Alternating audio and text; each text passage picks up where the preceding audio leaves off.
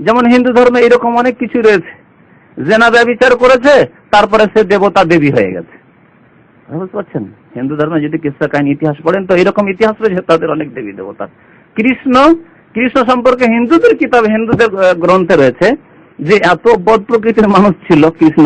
হরে কৃষ্ণ, তারা ক্ষমা চায়। হরে কৃষ্ণ মানে কৃষ্ণের কাছে সে ক্ষমা চায়, কৃষ্ণর জিকির করে। বুঝতে পারছেন না?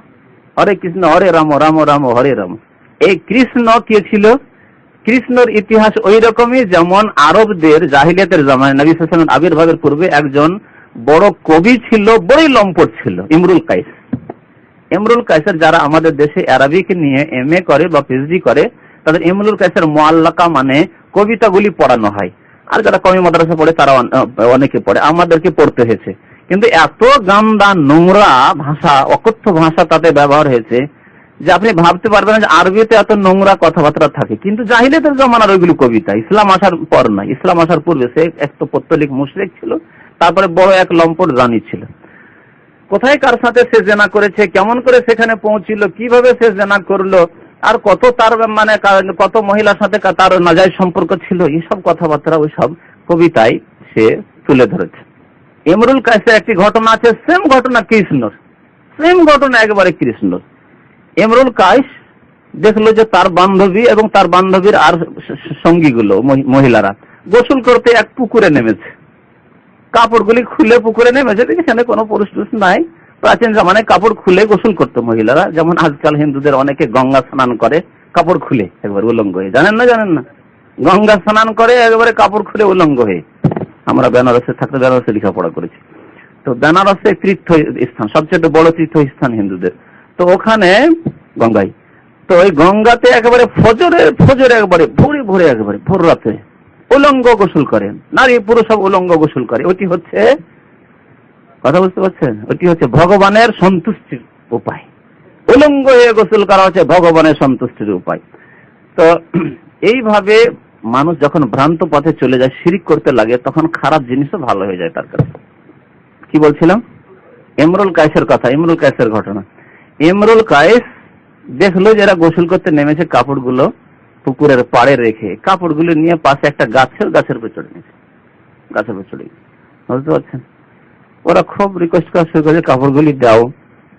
কাপড় দিচ্ছে না, সবাই একে একে এসো তাহলে কাপড় দেবো। সব সাথে বাধ্য হলে কি করবে? সেখানে কেউ তাদের সাহায্য করার নেই, একে একে সব উঠে আসলো আর কাপড় নিল তার কাছে। একটি করে কাপড় দিচ্ছে, সব উঠে আসছে উলঙ্গ আর কাপড় দিচ্ছে। এইরকম লম্পট ছিল ইমরুল কাইস। আর এই হুবহু এইরকম ঘটনা কৃষ্ণর আছে হিন্দুদের কিতাবে। কৃষ্ণ একবার ওইরকম দেখেছে যে কিছু মহিলারা ওইরকম গোসল করতে নেমেছে, স্নান করছে, এতে কাপড়গুলি খুলে রেখেও কাপড়গুলো নিয়ে গাছে চড়ে দিয়েছে। একই রকম ঘটনা। আমার তো মনে হচ্ছে যে কৃষ্ণ ইমরুল কাইস ছিল না, আল্লাহ জানে। কেন যে হিন্দুরা এরকম অনেক পূজা করে, তারা বলে যে শিব মন্দির আছে মক্কায়, জানেন না? মক্কাকে তারা শিব মন্দির বলে, যে আমাদের শিব মন্দির। আর তাদের ধর্মের সাথে ওই নবী সাল্লাল্লাহু আলাইহি ওয়াসাল্লামের আবির্ভাবের পূর্বে 360টা মূর্তির পূজার তো তালমেল আছে, হ্যাঁ, তাই না? ওই মূর্তি পূজা, ওই মূর্তি পূজা একই পূজা। তো তারা শিব মন্দির বলে যে আমাদের শিব মন্দির মক্কা আছে। তো ইমরুল কাইসি তো, তার নাম তো কৃষ্ণ ছিল না, আমার মনে হচ্ছে, আল্লাহু আলাম। একই রকমের ঘটনা। এ কাপড় টাপড় নিয়ে উপরে উঠে গেছে গাছের।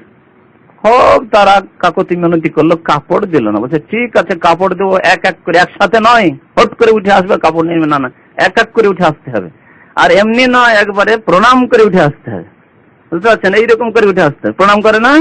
আর এটি আবার ইবাদতে পরিণত হয়ে গেল, পুজোতে। হিন্দুদের প্রণাম, এটি হচ্ছে পুজোর এক তরিকা, পুজো। দেবী দেবতায় করতে হলে প্রণাম করা, এরকম করে লম্পটের এক ঘটনা থেকে নিয়ে ওইটি ইবাদতে পরিণত হয়ে গেল। কত সুন্দর ধর্ম দেখছে। হ্যাঁ, এইভাবে আসতে হবে যাতে পুরো লজ্জাস্থান ঢাকতে না পারে। নিচে হাত থাকলে তো ঢাকতে পারে, হ্যাঁ, লজ্জাস্থান হাত দিয়ে যদি আবৃত করে না, একবারে এইভাবে প্রণাম করে নমস্কার করে আসতে হবে আর কাপড় নিতে হবে। এই হচ্ছে কৃষ্ণর কুচরিত্র। আর সে কৃষ্ণ হচ্ছে দেবতা, এমন বড় দেবতা যে হরে কৃষ্ণ হরে কৃষ্ণ। তো যখন মানুষ মুশরিক হয়ে পড়ে তখন অন্ধ হয়ে